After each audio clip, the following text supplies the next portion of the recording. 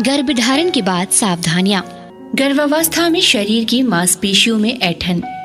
महिलाओं के शरीर में कैल्शियम, विटामिन बी, ई तथा लवण आदि की कमी के कारण गर्भावस्था के अंत में मांसपेशियों में ऐंठन होने लगती है। यह मुख्य रूप से दोनों पैरों में अधिक होती है। मांसपेशियों में ऐंठन के समय दोनों पैरों के अंगूठों को अंदर की तरफ मोड़कर मांसपेशियों को दबाना और मोड़ना चाहिए तथा मांसपेशियों पर मालिश करनी चाहिए। स्त्रियों को भोजन में अधिक मात्रा में कैल्शियम, विटामिन, दूध तथा दूध से निर्मित पदार्थ, हरी पत्तेदार सब्जियां, सलाद, दालें आदि का अधिक मात्रा में उपयोग करना चाहिए।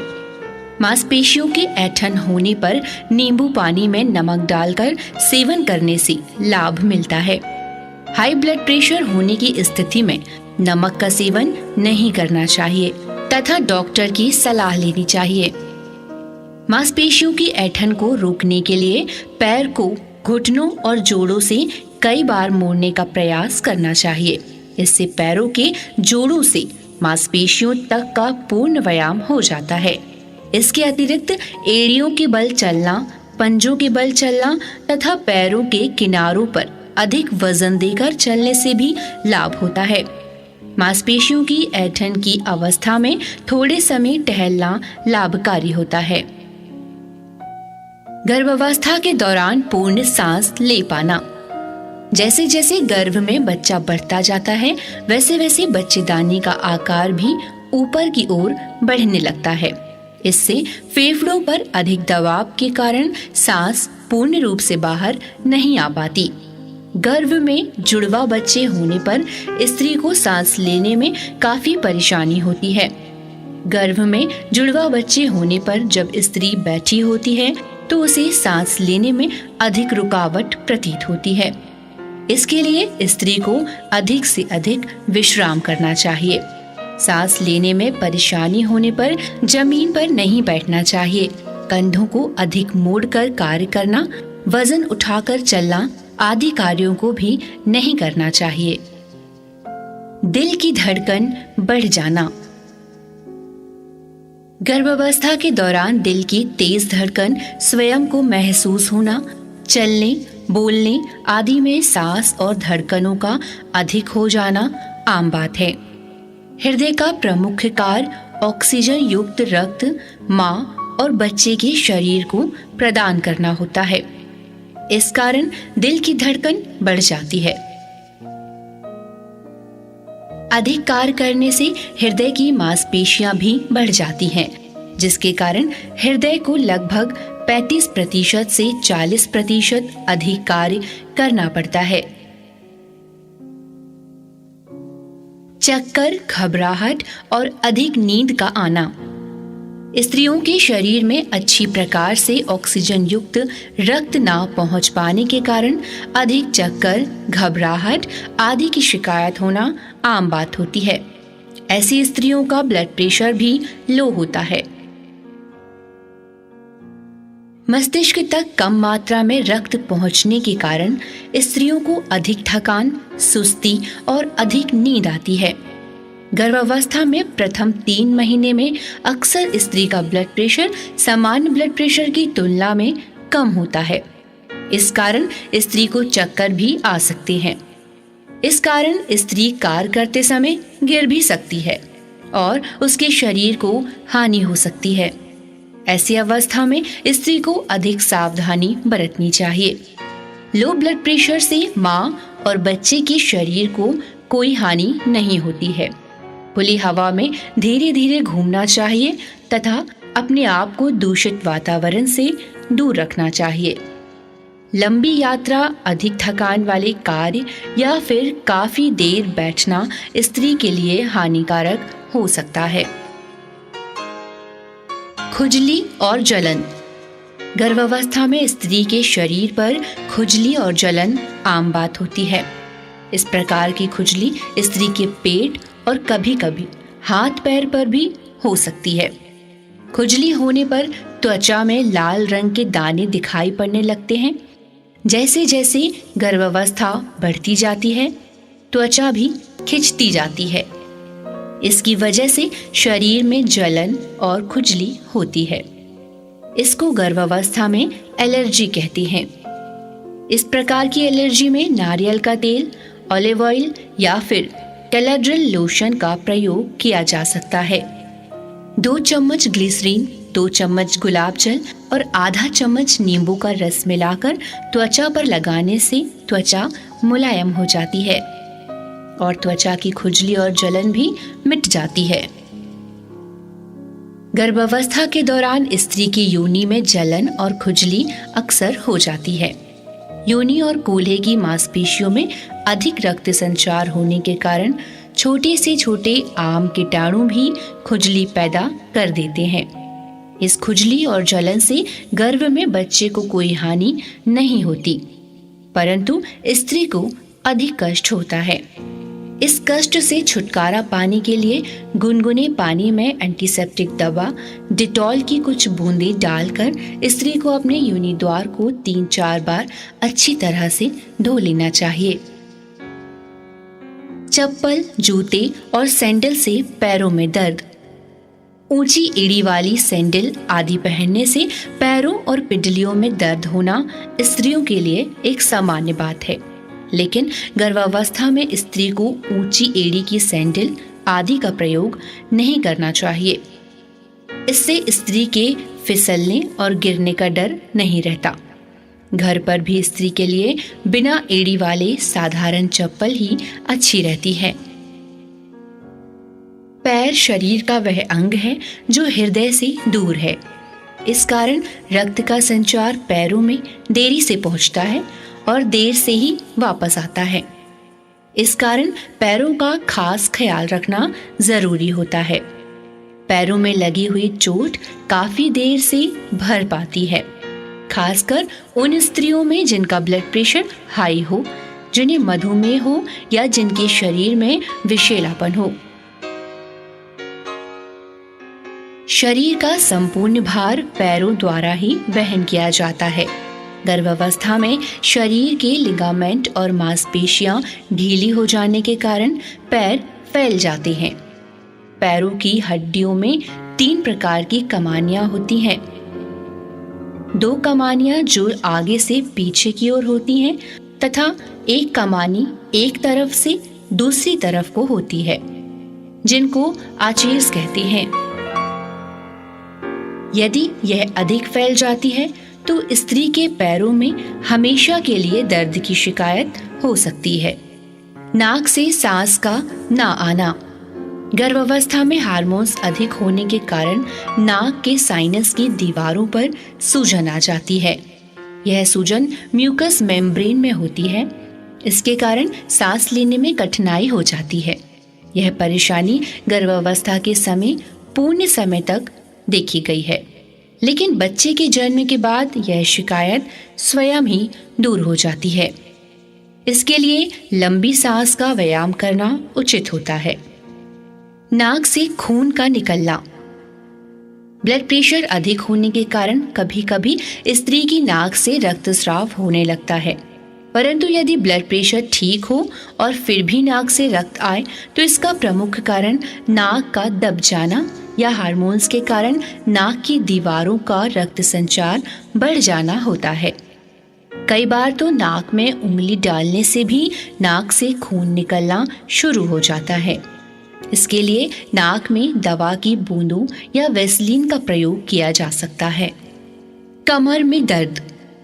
आमतौर पर गर्भावस्था में स्त्रियों के शरीर का वजन बढ़ता चला जाता है, जिसका प्रभाव स्त्री की मांसपेशियों और मुख्य रूप से कमर की हड्डियों पर पड़ता है।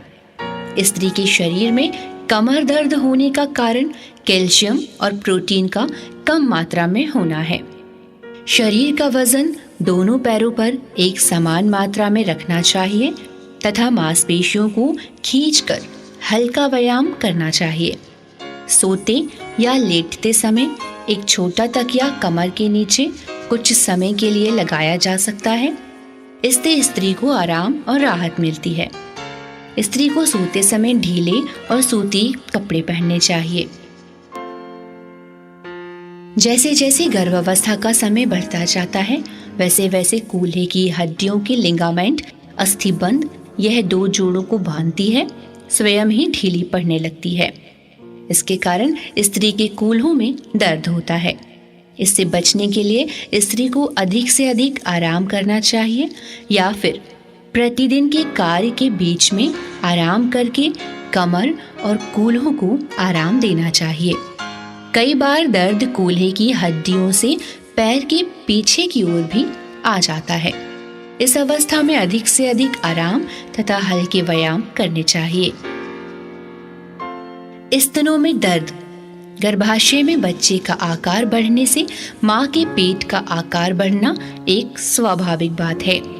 इस कारण 6 महीने के बाद स्तनों के नीचे और स्तनों में दर्द हो सकता है। पेट के अन्य अंगों जैसे लीवर, पेट, आंतों आदि पर भी दबाव पड़ता है। स्त्री के पेट और पैरों में दर्द। गर्भ में धीरे धीरे बच्चे का विकास होता रहता है तथा कूल्हे की हड्डियों के जोड़ भी मुलायम होते जाते हैं, जिससे प्रसव के समय बच्चे को अधिक स्थान मिल सके और हड्डियां सरलता से पीछे की ओर ढकेली जा सके। इस कारण स्त्री के पेट और पैरों में दर्द होना स्वाभाविक होता है। गर्भावस्था में स्त्री के शरीर में रक्त का संचार कम हो जाता है। इस दौरान स्त्री का वजन बढ़ना भी स्वाभाविक होता है, जिसकी वजह से उसके हाथ पैरों में सूजन आ जाती है।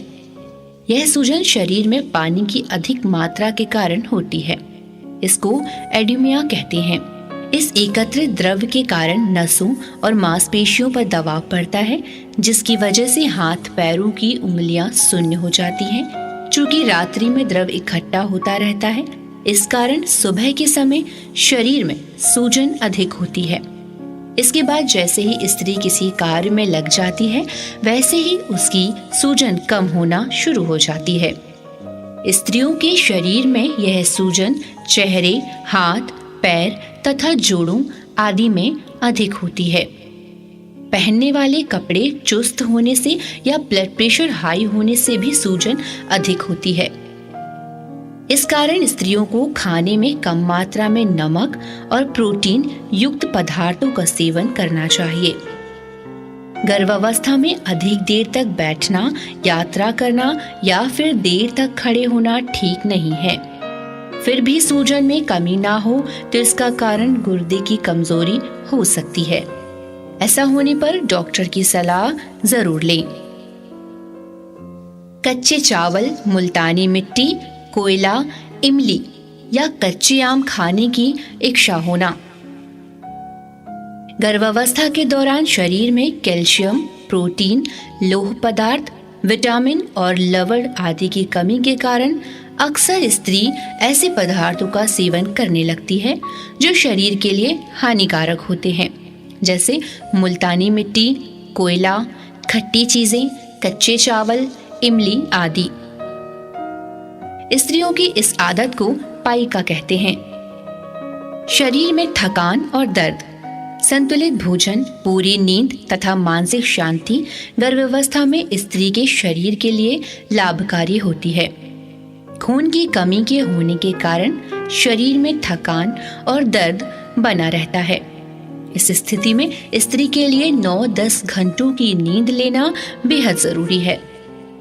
यदि कोई स्त्री एक साथ इतनी नींद ना ले सके तो उसके लिए दोपहर को सोना भी जरूरी होता है। इससे उसे अपने शरीर की अन्य तकलीफों से भी राहत मिलती है। मानसिक अशांति का होना। गर्भावस्था के समय अधिक हार्मोन्स बनने के कारण स्त्री कभी तो अचानक खुश हो जाती है और कभी अचानक ही दुखी हो जाती है।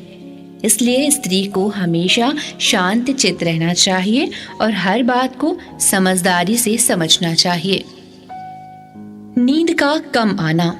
गर्भावस्था के दौरान शरीर में विभिन्न प्रकार के बदलाव, मस्तिष्क में विभिन्न प्रकार की उलझनें तथा पारिवारिक, सामाजिक और आर्थिक चिंताओं के कारण स्त्री को रात के समय नींद नहीं आती है। इसके कारण स्त्री को अनिद्रा की शिकायत हो जाती है। ऐसी अवस्था में स्त्री को अपनी मानसिक परेशानियों और चिंताओं के बारे में अपने पति और घर वालों से बातें करनी चाहिए, जिससे उसका मन हल्का हो जाता है।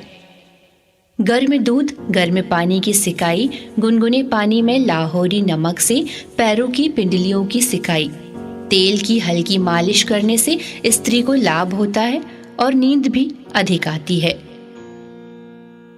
दिन में योगा, व्यायाम तथा लंबी सांस का अभ्यास करने से भी रात को अच्छी नींद आती है। पसलियों में दर्द। गर्भावस्था का समय बढ़ने के साथ साथ बच्चेदानी का बढ़ना भी स्वाभाविक होता है।